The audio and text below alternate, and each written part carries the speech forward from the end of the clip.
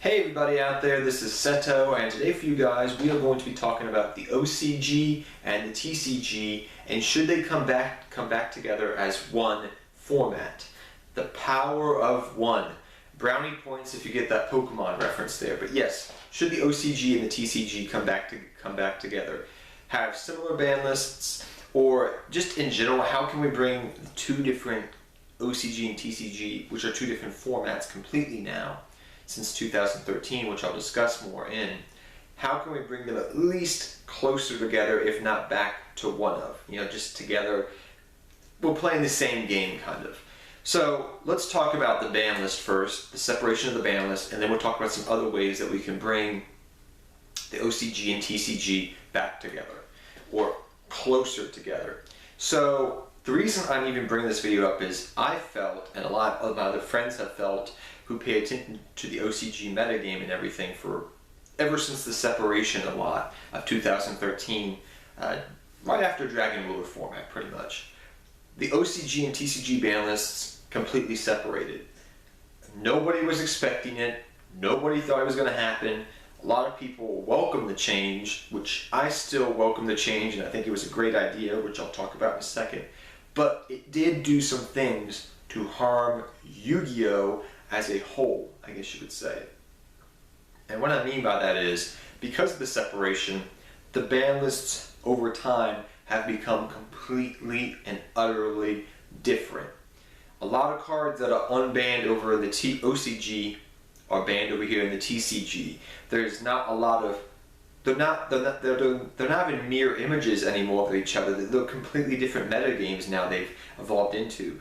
The OCG metagame is completely different than the TCG metagame because of the ban lists. Also, it's different because of the OCG imports.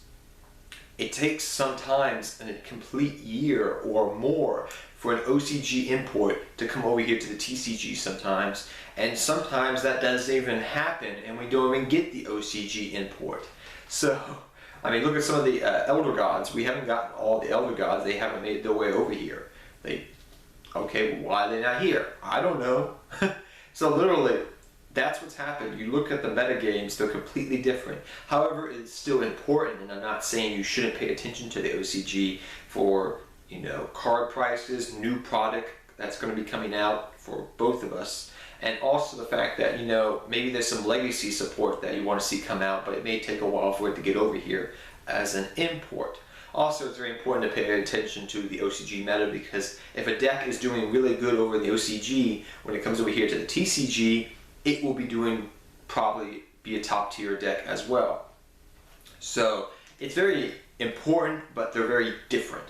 And it feels like we're playing two different types of games of Yu-Gi-Oh! Like it's, I got a good, it's like it's like two different dimensions, You're looking at one dimension, the standard dimension, and then there's this other dimension that has a completely different ban list, and they're playing the game completely different. Also, you have to keep in mind that the mentality, the playing style for the OCG is completely different from us over in the TCG. I've heard people compare, and I don't know if that's true or right, but the OCG players take the game more fun than the people over in the TCG. I don't know if that's quite true, but that's what I've always been told and I've heard about. But I think there's competitive players over in the OCG as well, otherwise they wouldn't be winning worlds all the time. But beside the point, it really means that our games are completely different, and so I want to talk about some ways now that we can bring the two games, if not back together, because the ban lists, even though they're separate, they're still important to be separate. And the reason I say that was, I can't tell you how many times that cards would get hit over in the OCG. Like, I think there was one Gishki card. Everybody was expecting Gishkis to be a good deck when they came out over here, be a top tier deck.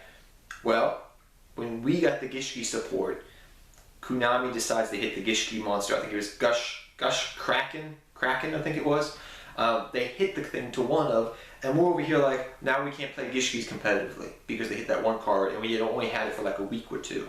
So it sucks, because the fact of the matter is, you would just like be anticipating a deck to come out, and then they would hit it because it was over in the OCG.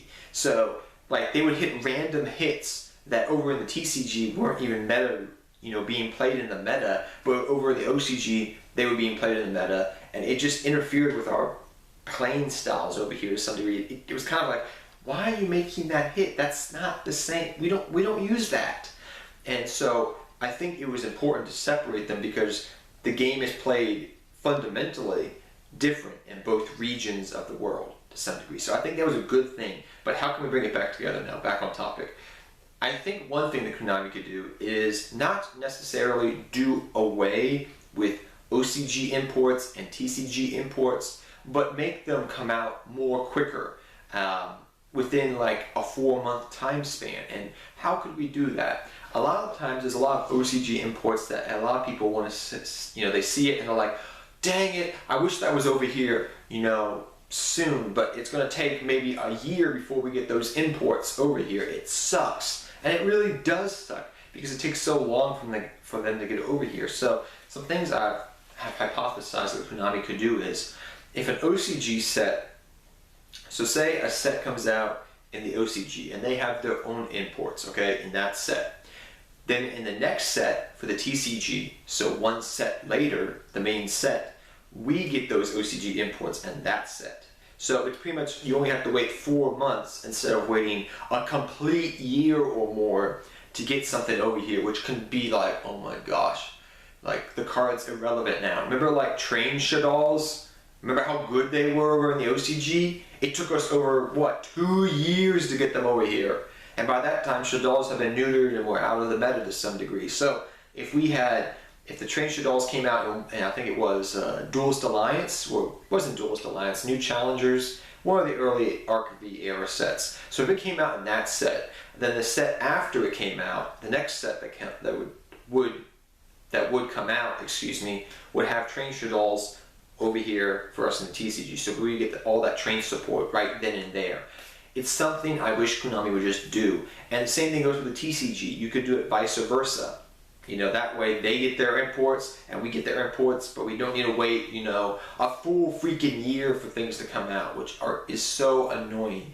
Some people have hypothesized that they should just get rid of OCG and TCG imports.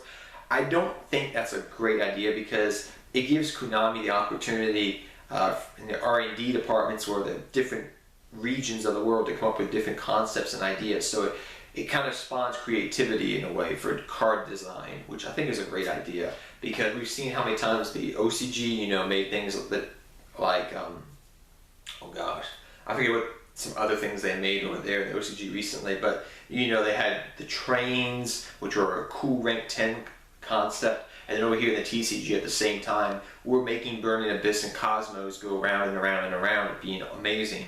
So I think they're great concepts, but I think we need to kind of have them come out a lot quicker is pretty much what I'm getting at. The second thing I'm going to talk about is same set release dates. I do not know why it is so hard to do that. So it's something that we've seen for video games like Pokemon and other things where it's a worldwide release date and everybody in the world gets that. It didn't used to be like that. It used to be like, okay, Japan gets it and then it takes a couple months for us to get it over here. It wasn't released at the same time. Why can not Konami do the same thing for the card game? Why can't, if they're going to get something over the OCG, why can't we get it over here in the TCG the same day or the same week? It's so like, oh my gosh, it's so annoying because you're like, oh, these cards would be really good. Oh, it'd be really awesome to try out. However, we have to wait a while for it to come out. And by that time, it may be irrelevant, those cards. The only things I've thought about, and I've hypothesized that the reason Konami never has done same set release dates as like other businesses out there is because of rarity hype. Look at how many cards over in the OCG are usually super, a rare, a common sometimes, or they're just not a high rarity. But when they come over here to the TCG, what does Konami do if they've been doing good over in the OCG? So if a card is relevant in the meta in the OCG, and it's in the main core set, and it was a low rarity, what happens? They bump it up to sell more product. That's the only reason I could think of that Konami does not have same set release dates. And I think it would really, like, honestly, in my humble opinion, I think if they had same set release dates, that would just be more hype than just waiting 4 months for it to happen. And you know, when a card initially comes out, think about it when you watch Yu-Gi-Oh! News. When a card initially comes out, that is when the hype is at the peak. That's when everybody's like, oh my gosh, I don't know what this card is, but it looks really good, I want to go play it now. And then, you know, it's not going to come out for 4 or 5 months, right?